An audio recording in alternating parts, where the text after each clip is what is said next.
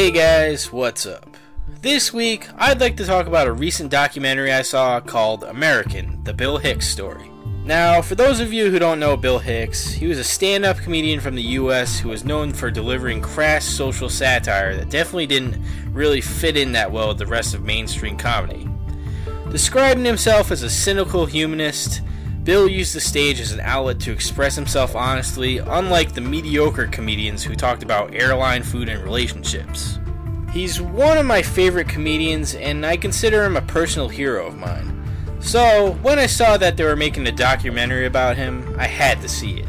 And I have to say, I think it came out pretty well. Using photo animation, the filmmakers were able to make visuals pretty much from scratch because there really wasn't that much archival video footage of Bill. They used the animation sparingly though, and intercut the animation with interviews from people who knew him and actual footage from his shows.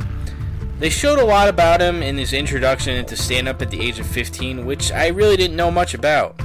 And they talked about his addiction to alcohol after he had been living out in California. I was glad the filmmakers elaborated on his humble beginnings because I think it was an important influence on his later stand-up.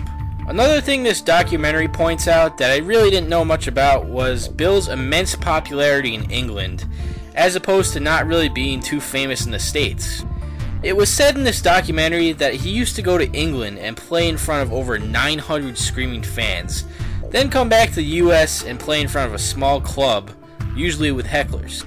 The filmmakers do well to point out that Bill's political stand-up was better received in the UK because there it's more acceptable to poke fun at your government. Towards the end of the film, we're shown what Bill's life was like after he found out that he had cancer.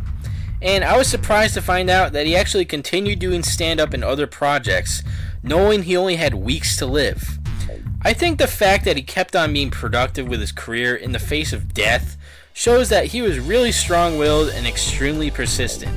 So, all in all, I found this to be a really great documentary, whether you're a Bill Hicks fan or have never even heard of him. It shows what he was really like on stage and off, and how his prolific career influenced other comedians and even his friends and family. I would highly recommend this film to anyone who appreciates real, unfiltered, and uncensored comedy. Thanks for watching, and have a great day.